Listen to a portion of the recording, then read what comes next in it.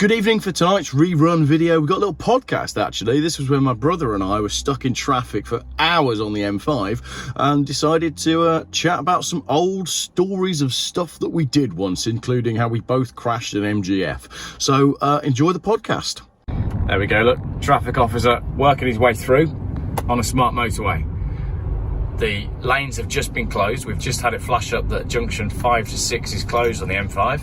And now all the emergency vehicles are struggling to get through because there's no spare lane on this smart motorway, which is going to delay everything. So hopefully there is no one injured, but if there is someone injured up ahead and they're waiting for assistance, normally what would happen is an ambulance would fly down the hard shoulder and get to them. But because we're on a smart motorway with no hard shoulder, you've got to wait for everybody to get off their mobile phones, pay attention to what's coming up behind them and let these emergency vehicles through.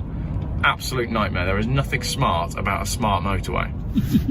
Say that again now, I'm filming. So we sat behind, what is it, a G? It'll be a G.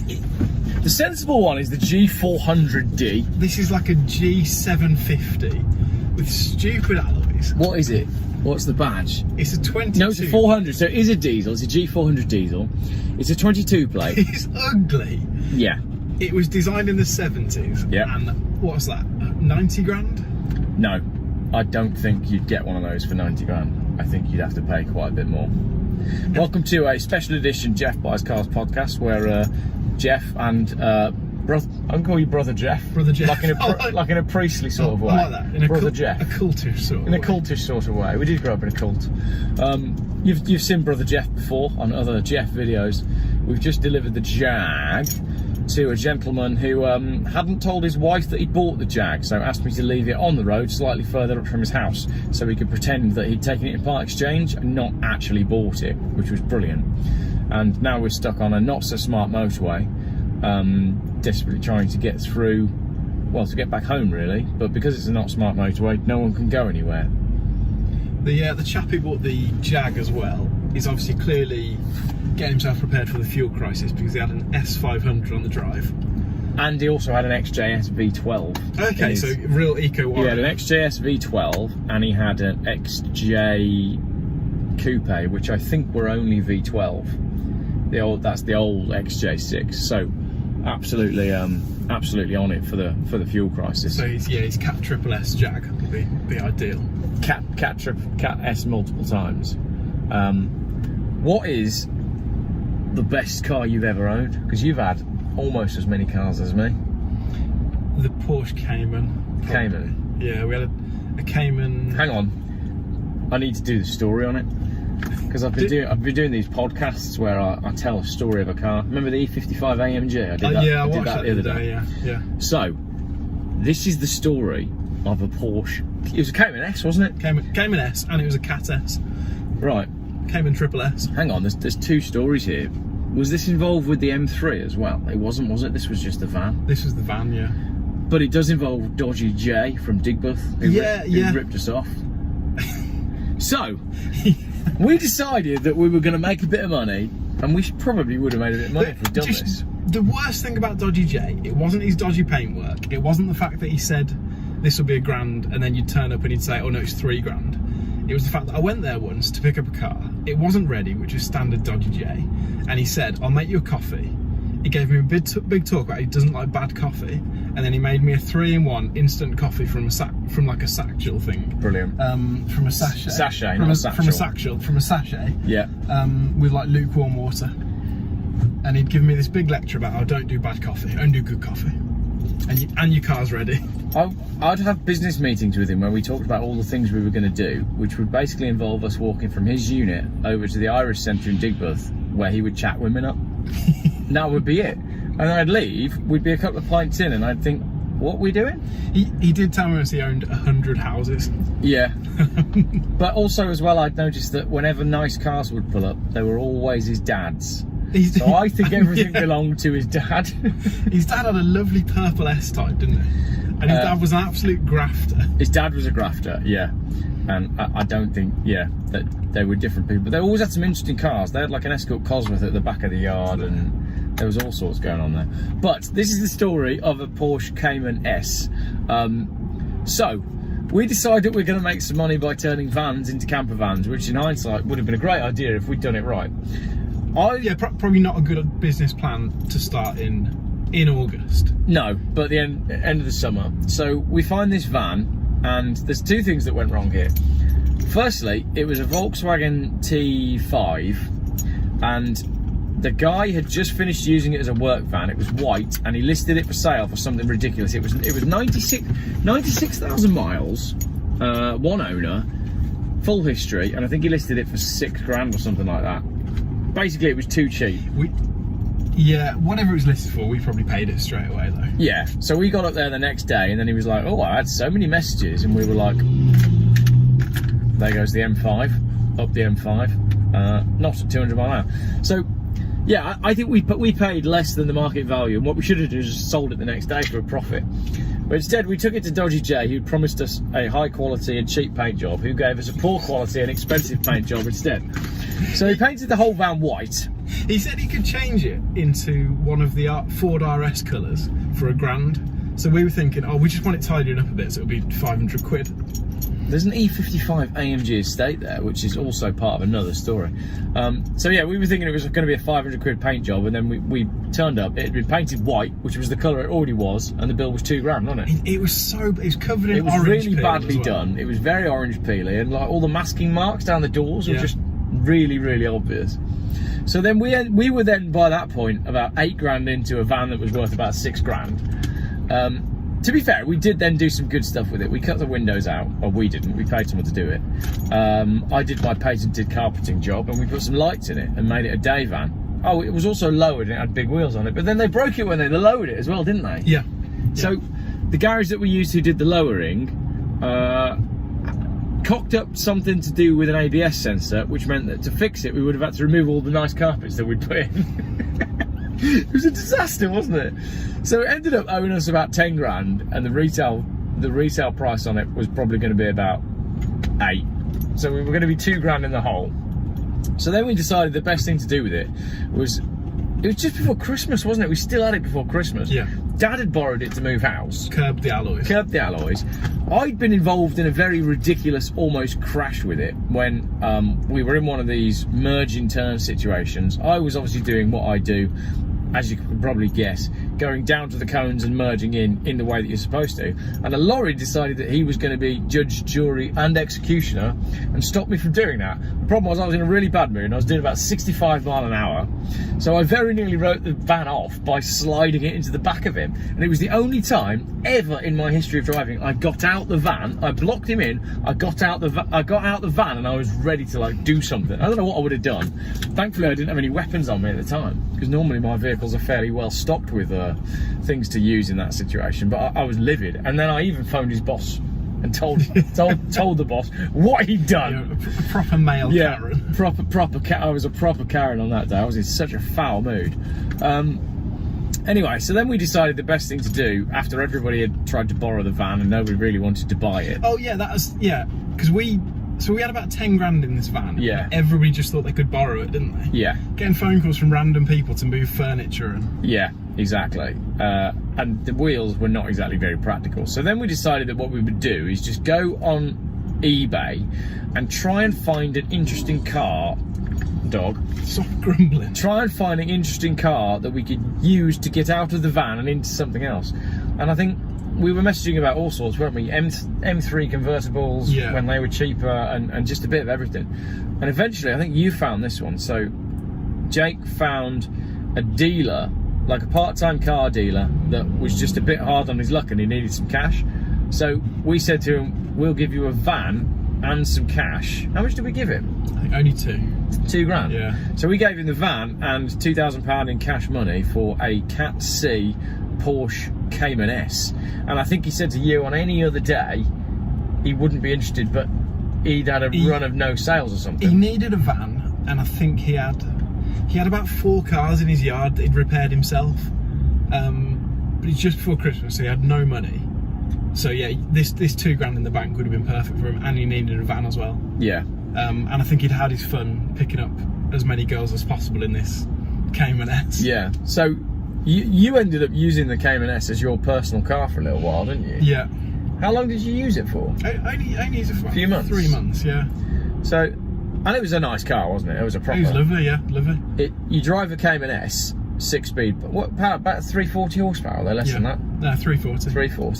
So 340 horsepower, 6-speed. You drive one of those, and you think, why would you need a 911? It felt, at times as well, it had loads of low-end power, so it felt a little bit like driving a diesel. Loads of torque, and it would do like, if you wanted to drive it sensibly, it'd do 35 to the gallon. Yeah. Which is fine. But that was one of those cars where you accelerate onto the motorway down the slipway, and it's just joyous, isn't it? Yeah, and there was just something about driving a Porsche as well. Yeah, there was. Yeah. It's very, because we had it around Christmas. It's very satisfying going to Christmas parties, having the cheapest car in the car park, but everyone's saying, "Oh, that's a bit nice, isn't it?" Yeah. Because it had a private plate on, didn't it? It did, yeah. Yeah, it did. Private plate, cat seat. It was very Geoff, wasn't it? Yeah. It was like the most Geoff Porsche you could have. It's a bit of an Alan Partridge Porsche. It was, wasn't it? It was. And then in the end, we sold it, and I think we ended up getting out what we paid for it, but I delivered it. I don't know why, maybe you were away. A 3, a 4.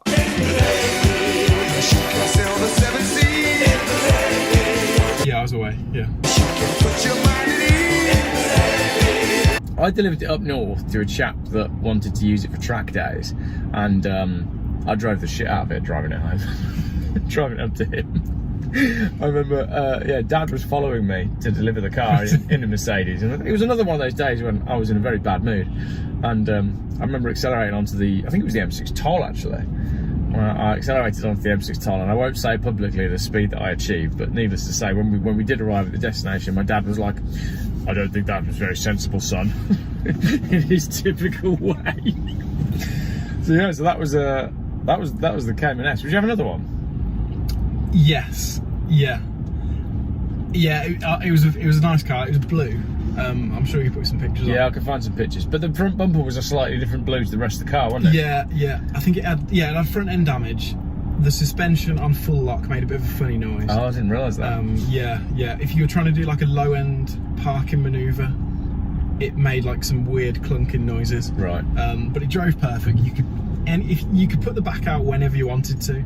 It was cheeky, wasn't it? It was like a cheeky car. It wasn't too much. It didn't feel outrageous. It felt like something that if you crashed it wouldn't be the end of the world.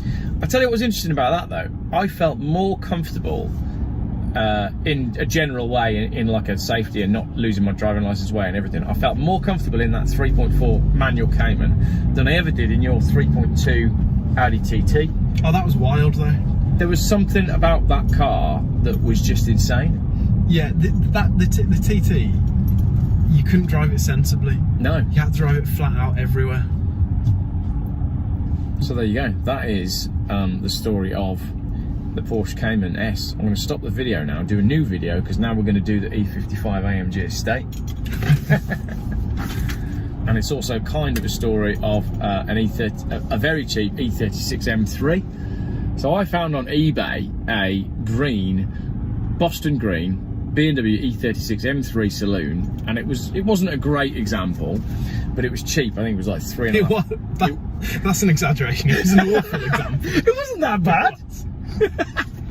So I went down south somewhere to go and buy this $3.5 grand, not very good M3 saloon, and I got it home and I ended up running around in it for a little while, and it basically needed everything.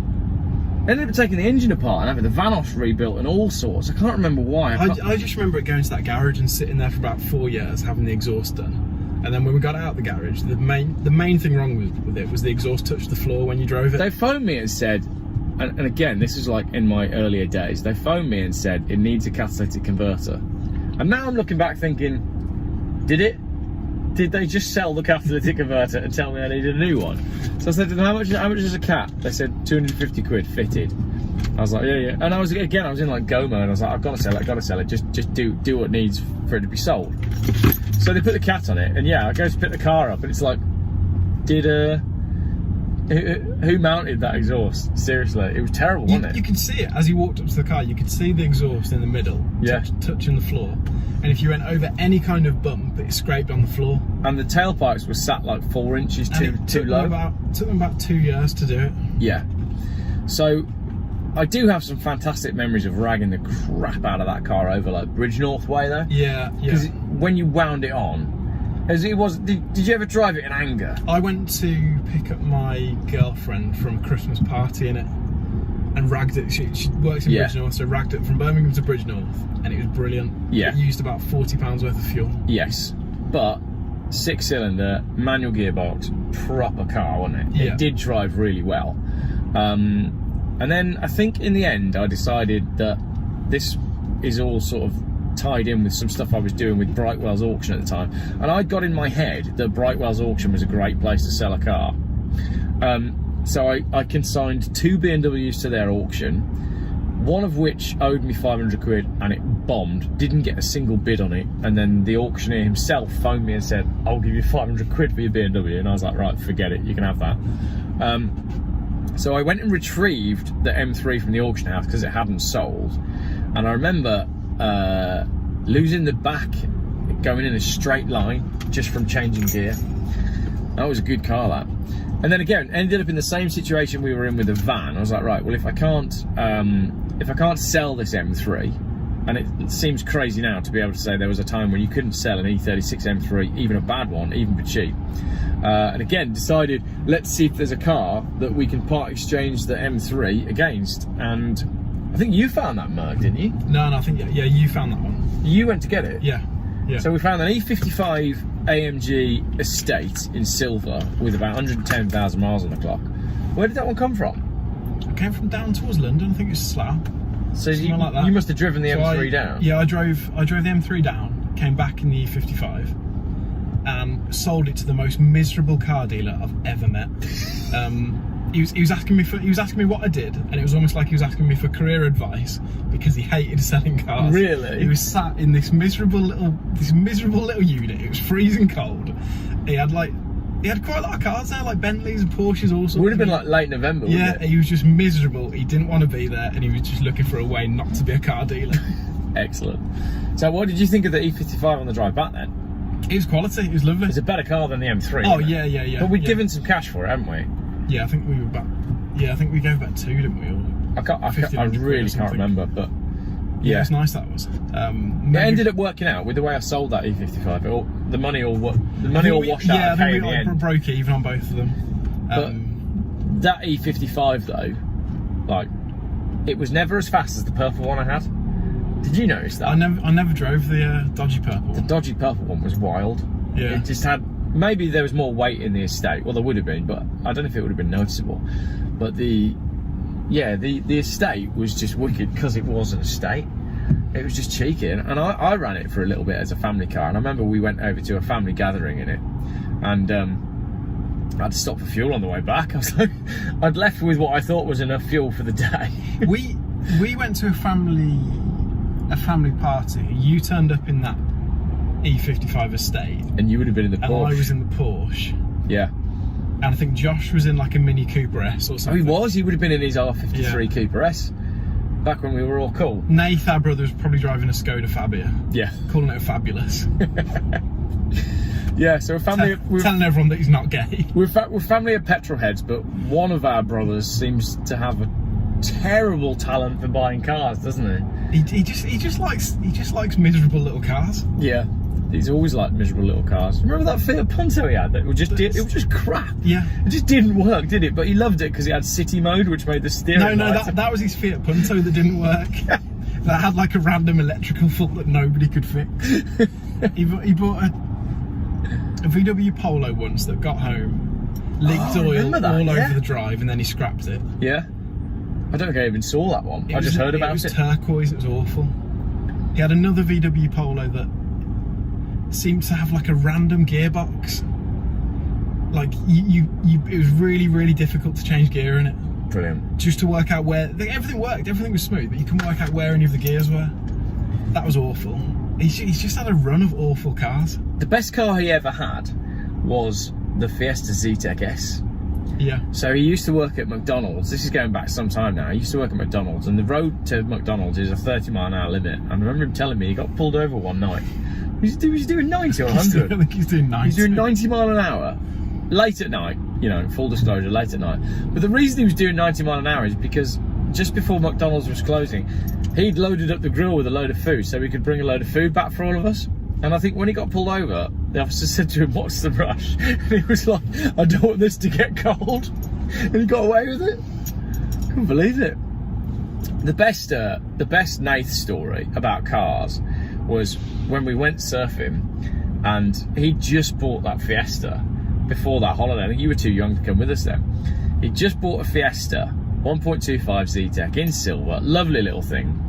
And whilst pulling out of the main road from Holywell Bay in Newquay, our friends in a Peugeot 406 rear-ended him and wrote off the car.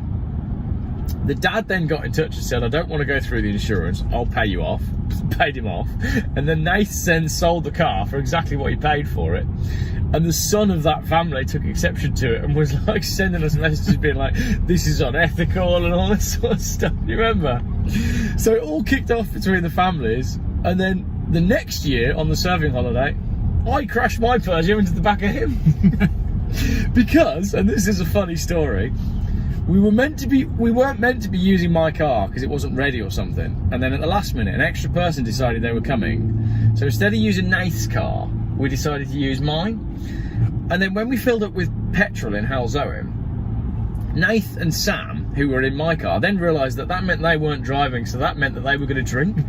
So they picked up road beers in Halzowen, and 4 hours later, by the time we got to Croyd, they were that pissed and I was that annoyed that we pulled onto the car park at speed, and it had rained for like weeks and weeks. And I just didn't think. I pulled onto the grass on a downhill, and I hit the brakes, and just nothing happened. And the only thing that was going to stop my Peugeot was going to be the sand at the bottom of the cliff, or Tom's car. And I slid straight into the back of his car. Oh man, it was funny as. But then the next bit of that story is, I spent the next few years with these accident injury companies phoning me saying, "Have you ever been injured in an accident that wasn't your fault?" And I've always maintained that I had this guy going for ages on the phone until he realised that I was trying to claim for the lost beer that came out of Nathan's can during the impact. So yeah, that was quite an amusing story. And if we end up sat on this motorway any longer. So yeah, smart motorway, 4 lanes, all jam-packed, emergency services trying to get through. What do you do? Smart motorways just don't work. It'd be really smart if they built a smart motorway with a hard shoulder. That'd be useful. That would be really handy. An extra lane for an ambulance to get through. That would be brilliant. If there was a motorway with like an empty lane that you could pull into if you broke down as well, because that'd be safer.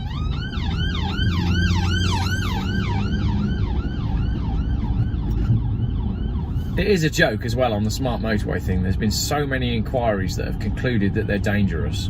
But what's happened is there's that many different bodies of government involved in smart motorways that no one can actually make a decision to say that they're dangerous. So no one will, because it needs about 15 different automotive bodies to agree, despite the fact that they are quite clearly dangerous and are responsible for killing people. Have you ever broken down on one or been close to breaking down on one? It's bad enough breaking down where there is a hard shoulder on the motorway. It's flipping terrifying. You don't realise how fast... what's going on here? Someone's just crashed into someone and he's out of his van. And also, that's my lad's dad in the black van trying to get down to pick him up from school.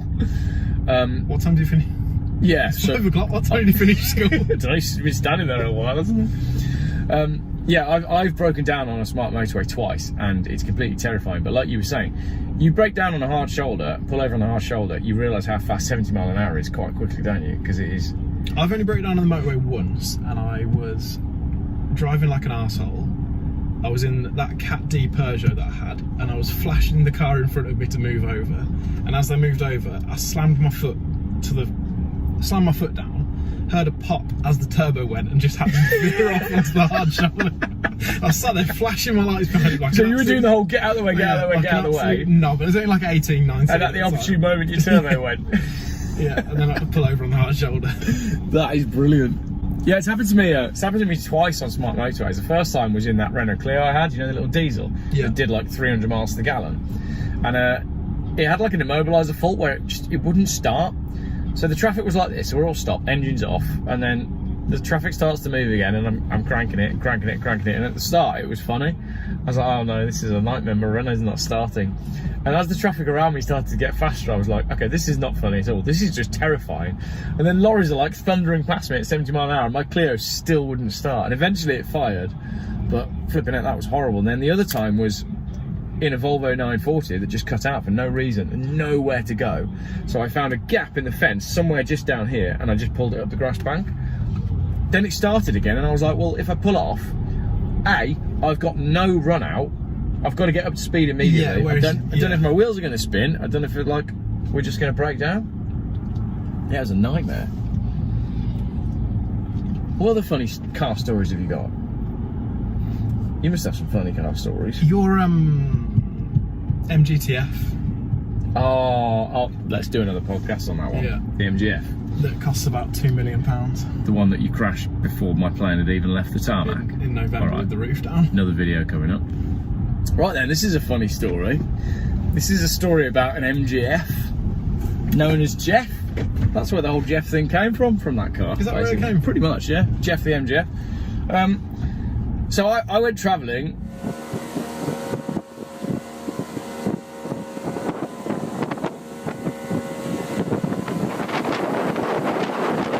And said to Jake, I'm never ever coming back. But if I do ever come back because I've run out of money, keep this £1,000 in a sock for me because I'm going to need it. 2 weeks later, I was back, and our other brother Nate at the time had bought an MGTF, and I'd never been in one or had one. I'd never even thought to buy one. And again, this was end of summer, so it was getting colder, and he takes me up the road in this TF, and I'm like, I've seen the future. This is the best thing ever. Like, with our, you know, woolly hats, roof off. So I go on eBay and find a little MGF freestyle that's for sale not far away, and it's 800 quid. So I got Mum to drive me up there. Mum took me up there, bought this little MGF, and it was absolutely brilliant. And it was the first car that I ever painted the floors gold on. That's where the gold floor thing started as well. So yeah, did the floors gold on it, and it was brilliant. And then I think, why did I lend it to you? I don't know. I think I had a Suzuki Bandit at the time. Oh yeah, that was it. So I was working at Waitrose. You had your motorbike. Yeah, so I had a motorbike, and then that was it. If it was raining, I'd try and beg and borrow a car. But I got back from California, spent a little bit of time at home, during which I'd been watching Gas Monkey and Workaholics, and I'd convinced myself that I worked in a garage and I worked in a call centre, but actually I was unemployed. Then I got a job. I got offered a job, and then immediately booked a holiday to Morocco. So I was like, oh sweet, I've got a job, so I'll have a holiday. So I flew to Morocco and lent you my car. Yeah. But I didn't know. So I think. Oh yeah, the plan was you were going to pick me up from the airport. Yeah, that was why on the you way lent me back the car. You in said, my own car. I'll lend you the car for a week. Pick me up when I get back. Yeah. So I borrowed the car. It was probably Saturday morning. I was driving to work. It was November. It was probably about 3 degrees. I had the roof off. Driving through Birmingham. I was probably playing some awful music quite loud. And I was going down this road. There's cars parked on either side of the road. I went round this corner at a moderate speed. I wasn't gunning it. And the back just went. And then the back was going from left to right, all over the place. And there was cars parked on either side of the road. I'm not sure how insured I was. Without incriminating myself, I definitely wasn't fully comp. I was somewhere between third party and completely uninsured. So yeah, I had to choose between a big curb and a tree, or hitting another car. And I thought, if I hit the tree, I'm only going to damage myself. So I hit the tree. Up the curb, into the tree, and I only had to drive another 100 metres to pull into the Waitrose car park. So I was driving along, had the steering wheel at about a 90-degree angle, and that was going in a straight line. At which point, my plane hadn't yet left the tarmac, and I didn't know. So I rang a mate and said, what shall I do? And he said, just go to work, clear your head a bit, try and limp it home. If you can't get it home, we'll deal with it. So I limped it home, took it to a garage, and they, I think, charged me about £800 to fix it. So I paid the £800 to fix it. and thought, I'll get the car fixed. He doesn't need to know about it. He doesn't need to know that I've crashed it. But then I think it took them about 10 days to fix it, so I couldn't pick you up from the airport. So at the point when I texted you and said, you're right to pick me up from the airport, you simply text back and said, I haven't got a car, which I thought was a bit weird, because you had my car. So then, me being me, I was then on the plane coming back from Morocco being like, and I was landing at like 11:30 on the night with no lift and nothing arranged. So as the plane landed, right, the tyres screeched, I stood up at the back and went, can anyone give me a lift back to Birmingham? Which is not something that you do on a plane. So everyone's just staring at me like, what is this mentalist doing? I think I was wearing a Patek Philippe, an Amiga, a Rolex and a tea cozy hat from the souk in Marrakesh. Then I had to go and get like a megabus, and I basically ended up at this dodgy train station. I don't even know how I got home or what time it was when I got home, but it was the next day that I found out that you'd crashed the car. And I think at the time I was probably on minimum wage. I was living at home. I was broke. Yeah. And so spending nearly £1,000 to fix a car that wasn't mine was not ideal. It was also not fixed. No, it was, yeah. It was still, so what happened then was... It was standard, you take a car to a garage and say, can you fix it? And they say yes like, without actually thinking about it. Yeah, so they throw a few parts at it without working out what's actually wrong with it. We should have written it off at that point, but because of the way everything had happened, we didn't. So then I found an MG specialist in Wolverhampton and took the car to them. And to be fair, although I got a decent sized bill, they set the car up properly and they set all the suspension up and they did everything. And when I drove away from there, the car was totally transformed. I was about £3 into a £500 car by that point. I was about £1,000 and I didn't even own it. So I then enjoyed that car for the rest of that winter, and I would drive it everywhere with the roof off.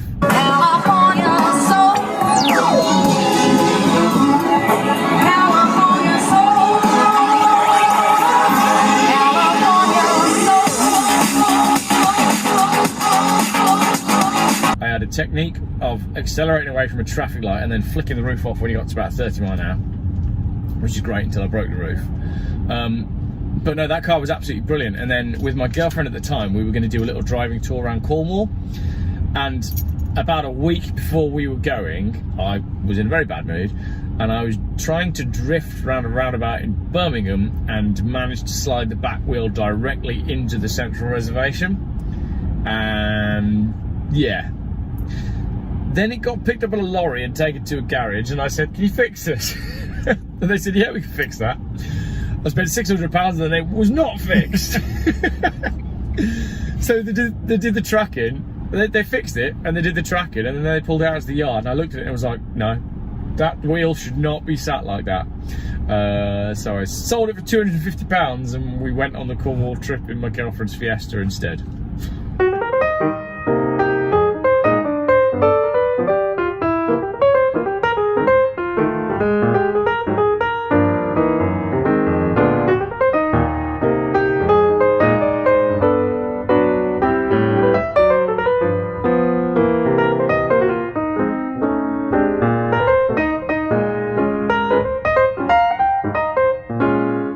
Geoff buys cars.